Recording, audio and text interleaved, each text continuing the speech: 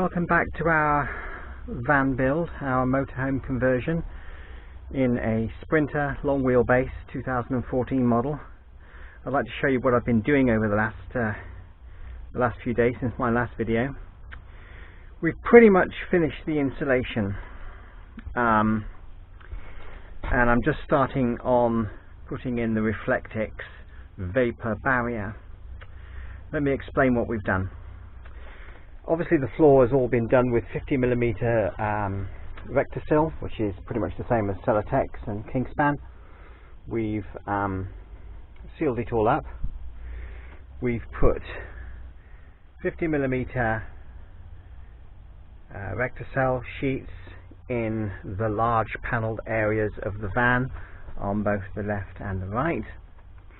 We've put recycled plastic insulation 100mm thick on the top parts of the van, the bits that are difficult to fill with the big solid sheets. This has been pushed into all of the little gaps along the sides here, and of course the bottom below the main panels. The insulation is very good, it's very inexpensive, it's very light, and of course it is recycled. I was going to use rock wool, but we found that it was actually more expensive and it weighed a lot more than the recycled plastic insulation. As a result, we went for the recycled plastic. It's just pushed in there at the moment. We're going to pull out each section and wrap it in mylar to make it more waterproof, and then we put up the Reflectix on top like I've started to do on this side. We're also going to do that along the top of the panels along there, and then put up Reflectix on top. As far as the roof is concerned, I've started to put up the sheets. I've just finished that today. We've put 50mm insulation on the roof,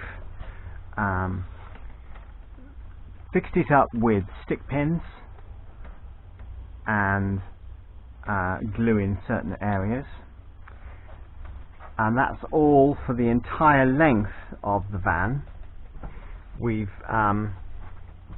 left spaces for the wooden battens, which will be going up shortly. In fact, that one looks like it's coming down a bit, so I'll have to do something about that before I go any further. In those areas above the cable conduit area, we've just packed in some recycled plastic insulation, basically because it was a little bit tricky to get the hard boards in there. It was difficult enough cutting all the shapes needed for some of these side panels, and I wasn't really prepared to take that down and try and jam in the harder insulation board. We've still got to fill the gaps, of course, with expanding foam. Now, we've used expanding foam to fill the beams, and I've started doing it here. This one's been filled with expanding foam, and this one has been filled up to here with expanding foam. The rest of the beam has been filled with the recycled insulation, and it was too difficult to get the recycled information in through the recycled insulation in through those little tiny holes. So in the end we had to resort to expanding foam, which is dreadful stuff, absolutely dreadful stuff. I made the mistake of purchasing a large container of expanding foam, thinking, oh yeah, a couple of those will do.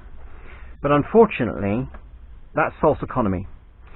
The large containers stop working after a little while, and you end up with loads of it that you can't get out of the tin because it's dried up in the nozzle. Even though you use it quickly, it still dries up, and it makes it very difficult to get I don't know, a third of the foam out of the tin. So in my view, it's probably false economy to buy the large tins of expanding foam, And for the rest of the beams, which we haven't filled in yet, I'm going to purchase some smaller tins of expanding foam and well, swallow the cost to make life a lot easier for me. It'll be more cost effective in the long run. Now, as you can see, I've put some riv nuts in the holes. Just in case you're wondering, these holes are a fraction smaller than 8mm.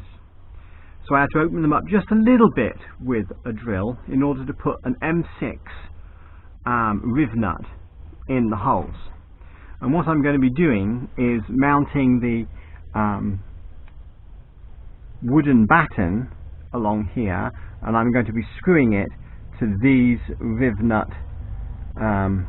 bolts here. Screw them in like this. There's one there to show you how it's going to be done. Now, in reality, I'm only going to use one per batten, and I'm going to glue the battens the rest of the way. These other screws are designed to hold up things like the cupboards, some on the side here as well, for mounting the cupboards all along the van there. These others on the roof are going to be used for mounting the shower wardrobe area more securely to the van body itself.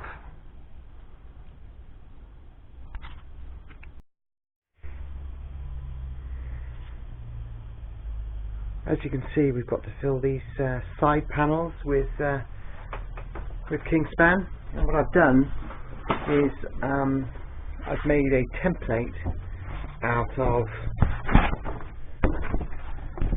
this wallpaper lining, and I've used the template to start cutting the Recticel, the PIR sheet. I've done one already, as you can see. Carving the edges can be a little bit difficult. It's yeah, if you're good at pumpkin carving, this would be quite easy, but doing that was quite tricky. I'm going to try it on this one now and see how it goes.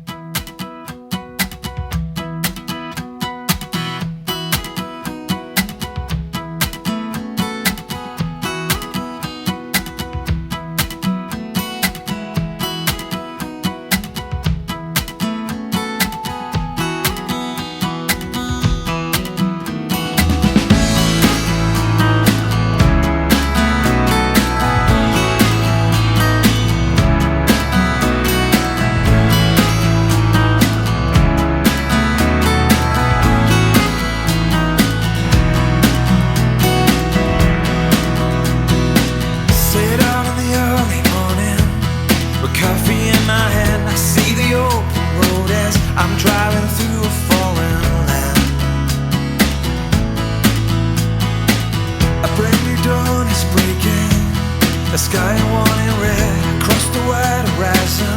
I wonder what's waiting up ahead. What's waiting up ahead? I'll keep going, my feet on the ground.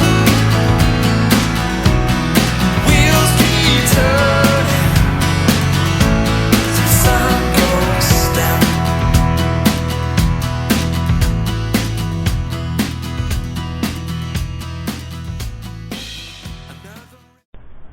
Well, today it's raining, blowing a gale outside, awful weather, but unfortunately I'm going to have to continue working in the van.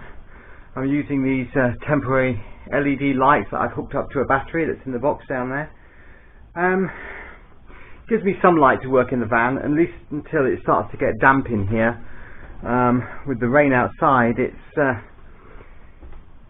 the condensation is going to condense on the surface of the metal of the van very quickly. So I'm going to try and get these two end panels done today. I tried a variety of ways of putting them up. In the end, I pumped for these stick pins to hold them to the wall. I put some glue behind them, but the stick pins holding them in. I've tried to do it in a variety of ways. I've I've done whole sheets which don't sit as flush as I would like, but not too bad. I've tried cutting the sheet into pieces. It's a little bit more time consuming, but they do fit a lot better. I can carve them a lot easier. I cut that one into like 4 or 5 pieces just to use up some scrap. Bit time consuming, but it does all fit together rather nicely. I've got to go around and cut off these little pins here. This one I'm in the middle of doing. It's done in halves, but already you see it's coming off the wall, which is a bit of a pain. I'm probably gonna have to redo that one. Okay. Yeah, that has not stuck. Well, it's pretty much expected, really, given the circumstances, I suppose. The glue is yeah, that's caused a problem, hasn't it?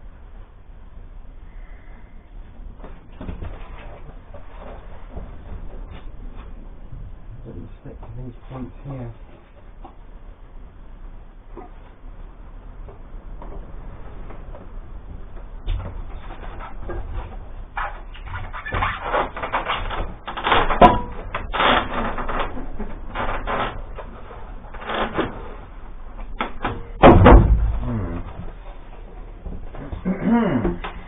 How I'm going to deal with that?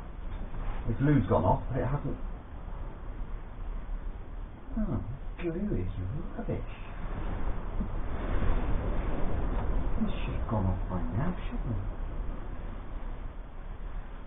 That is not good. I'm going to have to deal with that.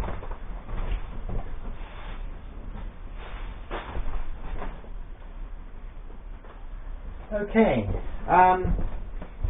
in order to stick this panel to the wall, I've been using this EvoStick grip fill here. Somebody advised me to use that, but the glue, even though I did it yesterday, is still, well, it's pretty bad, really. I don't think that's going to be suitable. I'm going to ditch this and try something else.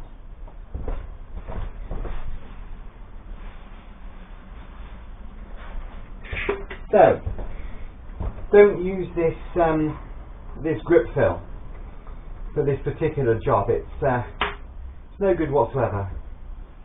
Marvellous.